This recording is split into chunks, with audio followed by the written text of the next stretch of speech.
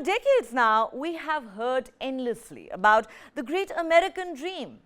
The United States of America being the undisputed El Dorado for the entire world, the land of boundless opportunities.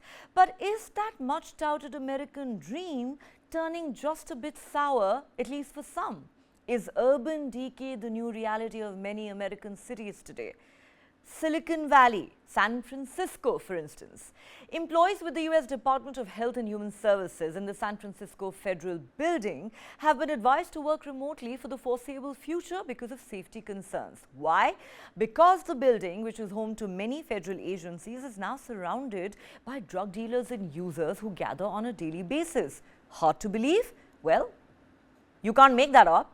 There are multiple videos circulating on social media that bear testimony to the Silicon Valley's steady decline. San Francisco has come under the spotlight for its worsening fentanyl crisis and rampant homelessness. Democrats who govern California are facing a growing backlash amid a sharp increase in crime in the state in recent years.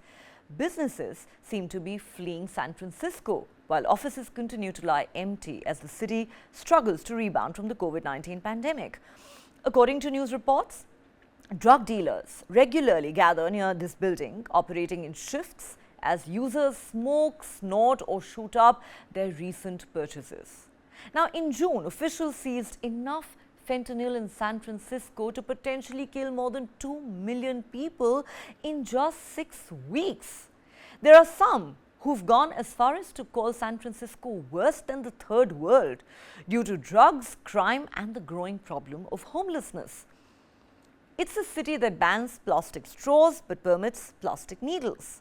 Between 2020 and 2022, 1,985 people died from drug overdose in San Francisco compared to 1,143 who died from COVID-19. Now, fentanyl, the synthetic drug that's 50 times more powerful than and a fraction of the cost of heroin, has turned many blocks of the city into what are being described as zombie zones. The drug use in homeless tents consume an enormous part of San Francisco's annual $14 billion budget. Direct city spending on homelessness has risen from about $200 million in 2016 to $680 million this year. Despite efforts to curtail the fentanyl crisis on the streets of San Francisco, the health department has reported that at least 70 people died of an accidental overdose in the month of July alone this year. This puts the city on target to surpass the number of deaths for the entire year compared to last year. The number of deaths so far in 2023 due to those accidental overdoses in San Francisco prompted the health department to call for an emergency press conference. 80% of the deaths in 2023 were overdose deaths caused by fentanyl. 473 people have died of accidental overdoses, 389 of them due to fentanyl.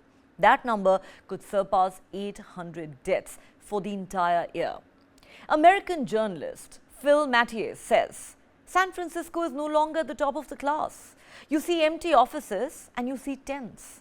Added into this mix, however, is something that we are seeing across the country that is just like an acid corrosive, and that's fentanyl. And threatening the city's future, despite it being a tech innovation hub, the crisis is growing by the day. Mathieu goes on to say, you put homelessness, mental illness and fentanyl together and it is worse than the third world because it's right under the shadow of the rich and the powerful, and it's not only tolerated but until recently was almost ignored in San Francisco. Let's go back to Shri for more on that story. Shri, put this into perspective for us, for those of us who do not live in the United States. You know, San Francisco is still this shiny, sparkling city that is home to some of the biggest corporates in the world, some of the biggest tech giants in the world. But going by these recent pictures and videos that have surfaced online and these media reports, you would think it's an entirely different world that we're talking about. And like I said, not only are these figures staggering, but you know, for some to actually say that this is worse than the third world and businesses are fleeing, I mean, just what's going on? What has gone so horribly wrong in San Francisco, and what has gone wrong with, I don't know, the American dream? How shall we put it? So, Neha, the opioid crisis, and fentanyl is one of the drugs which is derived from opium. The opioid crisis, which the US is facing right now, is probably its single biggest threat.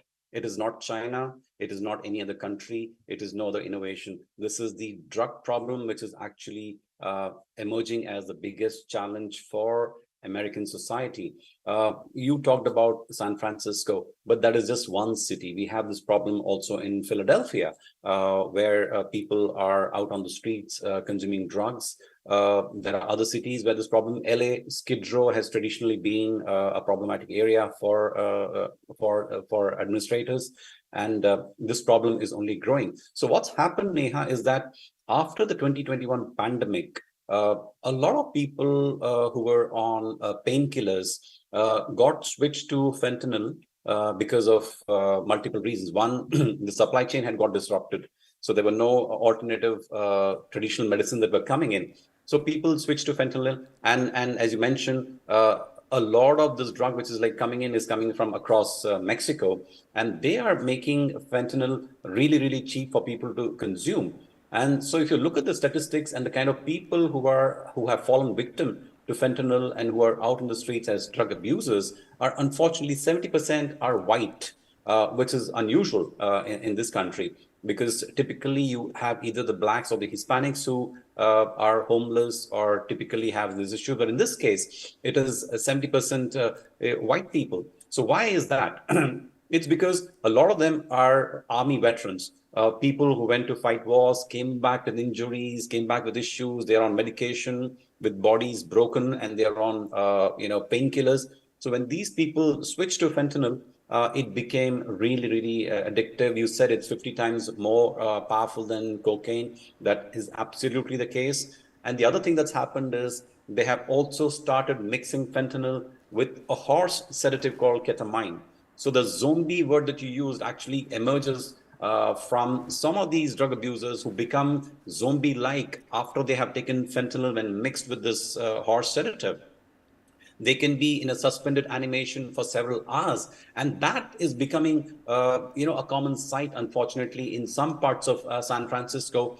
Although California is the engine, is the hub of innovation, that hasn't changed. But this is a very unfortunate development which has happened in San Francisco, in parts of LA, in parts of Philadelphia, and some of the cities, which the government now needs to really address in a very significant fashion.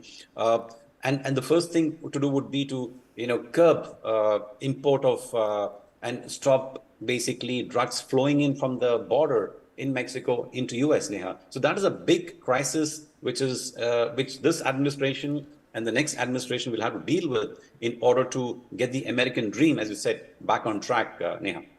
Well, clearly a lot that needs to be done on that front. I must say this story does come as a shocker. Well, on that note, Sri, thank you so much for that marathon segment on Global Lens tonight. And here's hoping you have a great weekend ahead. Thank you, Neha. Absolutely my pleasure to be on the show. Thank you. Thank you so much, Sri.